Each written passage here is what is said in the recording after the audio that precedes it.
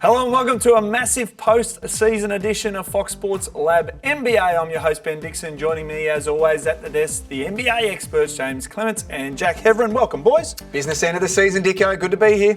I love this, Dicko. I'm just like the Minnesota Timberwolves. I'm not ready for the spotlight. You're always ready for the spotlight. Coming up, we look at how Dahlia's helped shape one of the biggest season surprise packets. We zone in on day one of the play-ins, and of course, we make the big calls on this weekend's playoffs. All right, it's time to look back on a season of big surprises and big disappointments. Jack, let's start with you. You've got the Knicks and the Aussies as two of your big highlights. I do. We don't agree on a lot, the two of us, but we both agree on the Aussies and the season that they've had in the NBA. They've been absolutely superb. I just wanted to give a little shout out to a couple of different options. James, I'm not sure that you'll have Dyson Daniels on your list. 19 years of age, was getting no burn whatsoever at the start of the season, has played his way into this Pelicans team based on the defensive end. And did I mention that he's 19 years of age? And of course, Josh Giddey's got that three ball up beyond 30%. Not a breathtaking number, but a big improvement for him. The Knicks are the big story for me. They're one of these teams in the NBA that it's a healthy, happy NBA when the New York Knicks are up and firing at the moment. They play at Madison Square Garden, all the stuff that doesn't need to be said, I'm going to say anyway. But they've been fun to watch, and Julius Randle has absolutely started to realise his full potential now. Their run to the playoffs has been breathtaking. I can't wait to see what happens in the postseason. I do love that. I love the Knicks. That's awesome. They're fun, right? Finally. It only took them another 10 years since the last time.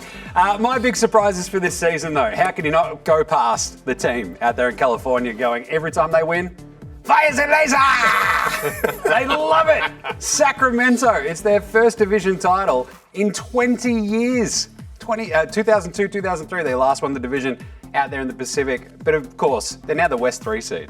And it's all because of our man, King Delhi, Matty Dellavedova. Steps in just as the perfect vet off the bench. Barely plays. You don't need to sometimes. You just got to give the guidance. But this is an awesome story. Like, this has been the biggest surprise. They've jumped. They hire Mike Brown. He turns that franchise around. They jump all the way up to the 3 seed in the playoffs for the first time since 06, 07. I love this. It's the best story in the NBA, in my opinion. They're so fun. Domantas Sabonis, the Souvlaki King. I love him. Darren Fox. It's basically a fighter jet turned into a person. I love it. They're an awesome, awesome story. But there's one out east I love as well. The Cavs, they're actually taking on the Knicks in the playoffs. What an awesome story that is too. Donnie Mitchell gets traded there. Didn't expect them to be this good. The defense, it's the best in the NBA. That's incredible. Donnie Mitchell's not known for his defense. It's all go the throw Jared Allen and Evan Mobley. So that turnaround has been impressive. I'll also give you another one back out west, Lauri Markkanen, the finisher. How good is that, the finisher? I love him. He in Utah, he was so good this year, the Jazz couldn't tank. Yeah. Like, they tried to, they wanted to. They're like, we want Victor Wembanyama, we're going to trade all our blokes. Lauri Markkanen's like, not on my watch, check this out. Bang, off he goes. And SGA and the Thunder, you mentioned Josh Giddey, he's been incredible. I love this. That's an awesome story in the play-in. SGA making it all run at all NBA.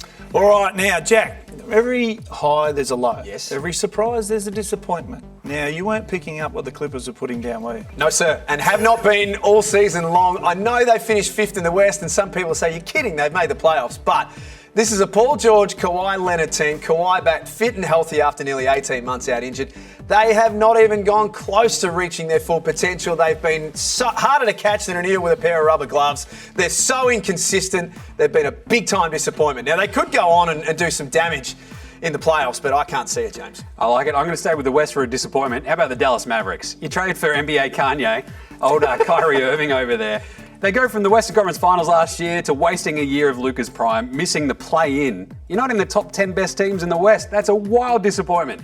They're 38-44 for a 24-year-old MVP candidate, averaging a 32, 8 and 8. To miss the play-ins, that's more disappointing than basically anything my Year 12 girlfriend had to deal with. Like, Ben Simmons as well. Talk about disappointments. I mean, that was a dumpster fire of a year. Career lows across the board. He had a chance there to put a bit of a stamp on this season as well. Go up tempo. He's got an awesome team around him. Just has to go in, fit in, and it doesn't happen. Hopefully he gets healthy and he bounces back next year. But still, honorary mention: Dame Lillard and the Blazers. Oh, yeah. They were right, good, and then it all fell apart. Just quickly, a team in Texas that you've been disappointed with? It was Dallas. So bad. So bad. All right. Thanks, team. I reckon there's a few surprises still to come as we head into the playoffs. The betting brand for sports fans. That's better. Chances are you're about to lose.